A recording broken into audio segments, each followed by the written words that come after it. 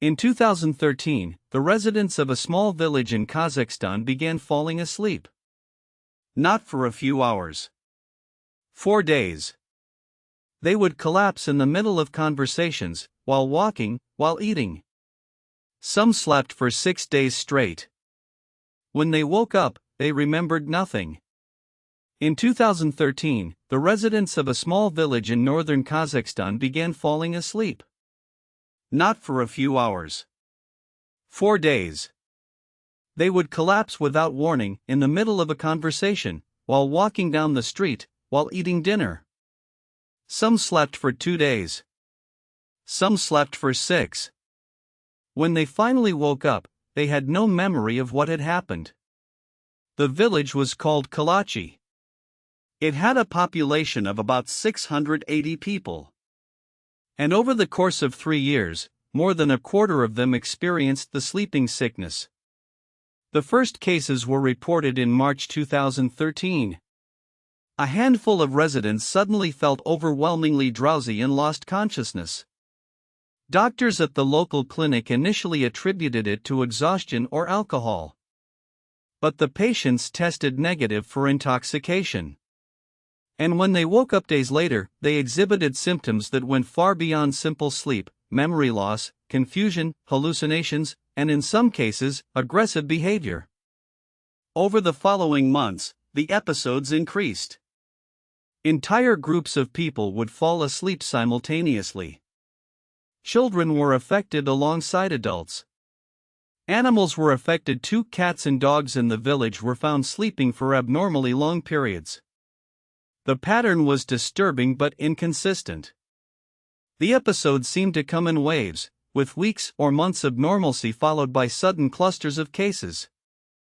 Some residents were affected once. Others experienced multiple episodes. A few were never affected at all despite living in the same homes as those who were. The Kazakh government sent teams of scientists, doctors, and environmental specialists to investigate. Over 3 years, they conducted extensive testing of the air, water, soil, food supply, and building materials in Kalachi.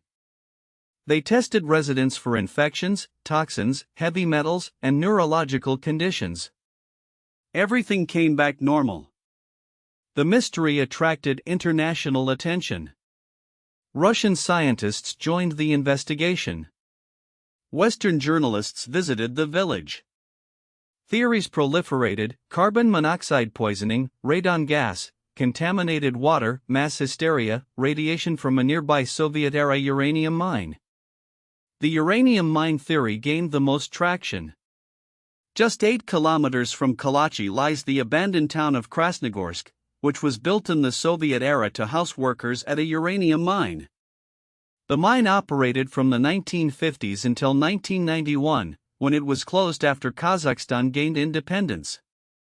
The mine shafts were sealed, but the town of Krasnogorsk was simply abandoned, its buildings left standing, its infrastructure left to decay. In 2015, Kazakh scientists finally announced an explanation. Elevated levels of carbon monoxide and hydrocarbons had been detected in certain areas of Kalachi. The theory was that the sealed uranium mine shafts were not truly sealed. As air pressure changed with the weather, gases from the mine were being pushed to the surface through cracks in the ground and concentrating in low-lying areas of the village. Carbon monoxide at sufficient concentrations causes drowsiness, loss of consciousness, memory impairment, and confusion, all symptoms consistent with the sleeping sickness. The government declared the mystery solved and began relocating residents to other towns. But not everyone accepted the explanation. Several scientists pointed out problems with the carbon monoxide theory.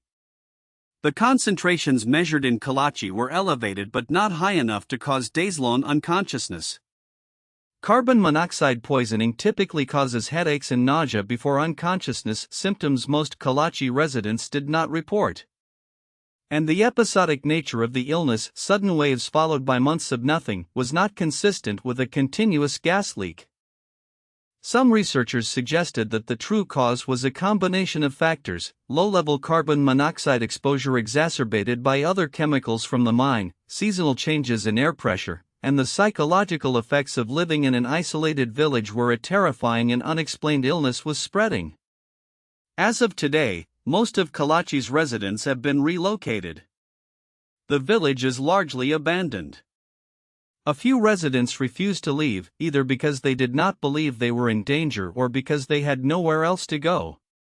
The sleeping sickness has not been reported since the relocations. Whether this proves the carbon monoxide theory or simply reflects the fact that there is no one left to fall asleep is a question that remains unanswered. Kalachi sits empty on the Kazakh steppe, its houses slowly crumbling, its streets silent. Somewhere beneath it, the sealed uranium mine continues to breathe through cracks in the earth. And the people who lived there carry memories of waking up in hospital beds with no idea how they got there, how long they had been asleep, or whether it would happen again. If you found this fascinating, subscribe for more stories like this. We post new videos every week.